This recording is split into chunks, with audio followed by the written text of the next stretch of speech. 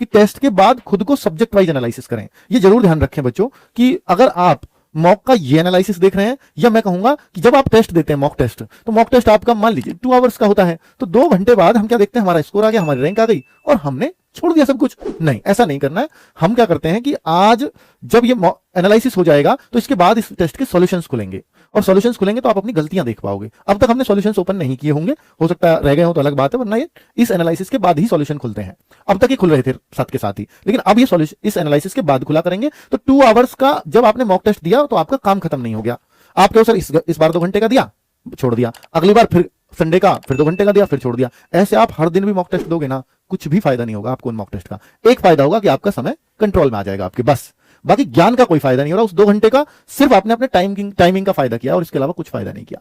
तो फिर इसका फायदा कैसे होगा? 2 घंटे के बाद जब आप मॉक कर लो या जब ये सॉल्यूशन खुल जाए तो आप अपनी गलतियां नोट करो। मैं फायदा बता रहा हूं, और उस एनालिसिस में आप अपने ऊपर 1 से 2 घंटे लगाओ कि भाई मैं देखूं मेरे कौन कौन सी गलतियां हुई हैं, मैथ में कौन कौन से चैप्टर्स में गलतियां हुई हैं। लिख भी लो, टेस्ट 1 कॉपी पे बना लो कि आज टेस्ट डेट ये 22 मार्च और उस दिन की गलतियां चैप्टर वाइज उससे लिख दो, मतलब सब्जेक्ट वाइज मैथ्स में कौन कौन से चैप्टर्स में गलतियां। अब उनमें उन गलतियों को रेडलाइन करो कि जो आपसे आते थे प्रश्न, मैथ में भी रेडलाइन करो और रीजनिंग में भी रेडलाइन करो कि जो आप, क्योंकि हिंदी में और जीएस में आते हुए प्रश्न गलत होने के चांस कम रहते हैं, वहां में हमारा वो कंफ्यूजन नहीं अगर वो गलत हो रहा है तो। लेकिन मैथ रीजनिंग में बहुत बार हम आते हुए प्रश्नों को गलत करते हैं जो हमें सिलेक्शन से दूर लेकर के जाते हैं। तो हमें क्या करना है कि हमें देखना है कि भाई ये उसको गोला करिए, जो ऐसी गलतियां हो रही है रेडलाइन करिए, और फिर सोचिए कि भाई जब मुझे ये प्रश्न आता है, आते हुए प्रश्न को करना है रेडलाइन कि भाई जब मुझे ये प्रश्न आता है फिर भी मैं इसको गलत कर गया, ऐसा क्या कारण रहा होगा। तो हमें ध्यान आएगा कि अगर हम आज का एनालिसिस आज ही करेंगे तो हमें याद आएगा जब मैं इस सवाल को सॉल्व कर रहा था ना, तो मेरे दिमाग में ये बात आ गई थी, इस वजह से यह सवाल गलत हो गया। तो भाई इससे फायदा क्या होगा? अगर आपने उस बात को दोहरा लिया और आपने मनन किया कि आगे मैं ये गलती नहीं करूंगा, तो आगे जब भी आप ऐसी गलती कर रहे होंगे किसी मॉक में, तो फिर आपको याद आ जाएगा कि मैं ऐसी भी गलती कर जाता हूं, कहीं मैं वो तो नहीं कर रहा हूं।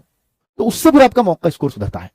समझ में आई बात? ये बहुत एक्सपीरियंस वाली बात बता रहा हूं बच्चों, ठीक है। आप पूछते हो ना बार बार कि कैसे बढ़ाएं, आते हुए सवाल गलत बहुत हो जाते हैं, तो उनका तरीका ये है, वरना वो गलत होते रहेंगे और सिलेक्शन वही क्वेश्चन रुकवाएगा जो आपसे आता है और वो गलत हो रहा है।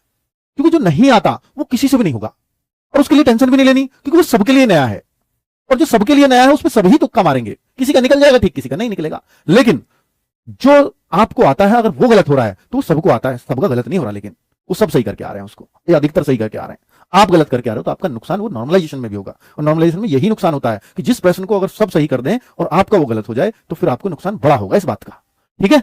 चलो, तो टेस्ट के बाद खुद को सब्जेक्ट वाइज एनालिसिस करें, टेस्ट में हो रही लगातार कमियों का पता लगाएं, एनालिसिस के बाद कमियां जैसे मैंने बताया नोट कर लो सब्जेक्ट वाइज, और उन पर फिर काम करें कि ये गलतियां तो इंस्टेंट ठीक हो जाएंगी, कुछ गलतियां तो ऐसी हैं कि मैं गलत सोच गया, गलत पढ़ गया, इसलिए गलत हो गया, तो उनको पहचान लिया कि ठीक है आगे इसको नहीं करूंगा मैं। और कुछ गलतियां ऐसी हैं कि यार ये थोड़ा सा याद तो आ रहा था पर ये गलत हो गया, यार ये मैंने पढ़ा था पर याद नहीं आया। तो ऐसी गलतियां जिनको ये मानते हो, जिन चैप्टर्स को ये मानते हो कि यार ये तो सही की जा सकती हैं, थोड़ी सी इन पे मेहनत कर लो, तो फिर उनको फाइंड आउट कर लो, फिर उनमें देखो कि जो सबसे जल्दी सुधर सकती हैं वो कौन से चैप्टर्स की हैं। तो आप कहो कि सर ये चैप्टर जो है परसेंटेज का है, जिसको मैं पसंद भी करता हूं फिर भी गलत हो रहा है, तो इनको तो मैं सुधार सकता हूं। तो अगले पूरे हफ्ते आपको परसेंटेज अच्छा कर देना है, बस पूरे हफ्ते परसेंटेज पढ़ना है, और आगे ये प्रण लेना है कि आगे परसेंटेज का सवाल कभी गलत नहीं होगा।